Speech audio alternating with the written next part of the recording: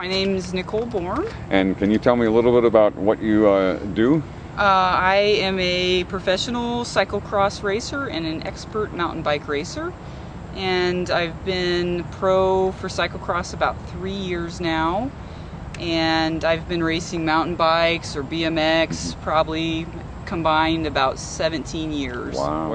What's an average training ride for you? Average training ride is, everybody loves to talk about distance, so I guess on average I probably train about 200 miles a week. So some days are a lot faster than others, some days are slower, but I usually ride about 20 to 30 miles a day.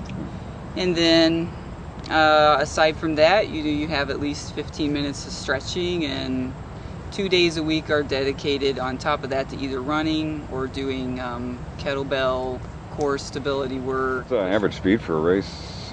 Cyclocross race average is probably, I'd say, about 14 to 15 miles per hour, and it's constantly a stop and go short burst movement, so you really have to be very good at maintaining your momentum and getting back up to speed as quickly as possible. So of course I like to ski, cross country, do a little bit of extra activities, but I don't know, there's something about going out on a freshly snowy day and riding through the snow for the first time still makes you feel like a kid. Cross, first of all, it started in Belgium. It's a very popular sport there, and still is today. People actually pay to get into a race, like we would pay to get into a football event here, and they're actually crowds and atmosphere is very similar to a college football game day. But cyclocross is actually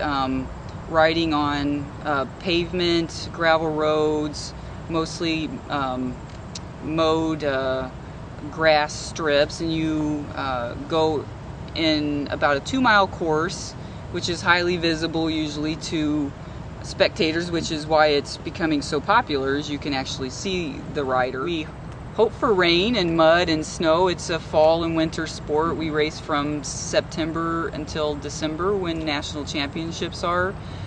So those people who can tolerate the mud and the rain and the 20-degree temperature usually fare a little bit better, but that's half of the fun of it. You get to be a little bit squirrely on a bike and have a little extra challenge that way. Not a bike that you would really want to take out on the road.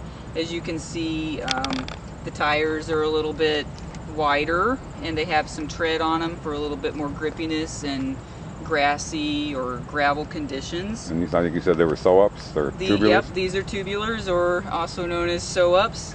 That means that there's no tube in the wheel.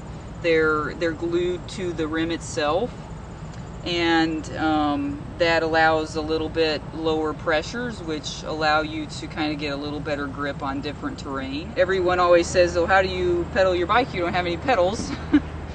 These are clipless pedals. The bottom of my shoe clips directly into those, and that way it allows me to pull up and push down all at the same time. So, and this way you're connected to your bike, and if you do wreck, you more times than not you come out. Sometimes you do stay connected to your bike, but the moral of that story is try not to wreck. To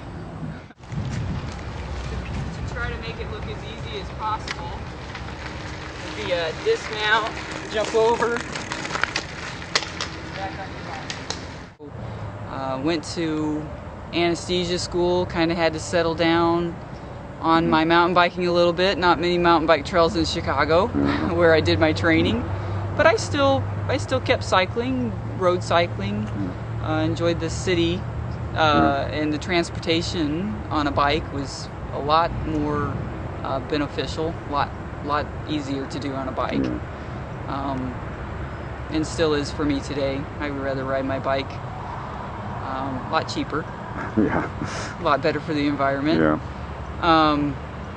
So once I finished my anesthesia training in 2005, I focused on getting my practice around as as best as I could, and once I found I had really established myself with that, I started thinking, I think I'll continue on with this cycling activity, and started training a lot more, and was really able to find that I made it up into the pro ranks and did pretty good. So that's where I'm at today. Anesthesia and bikes. Well, great. Can't ask for much better. Yeah. Well, thank you very much, Nicole. Yeah, thank you. I appreciate it.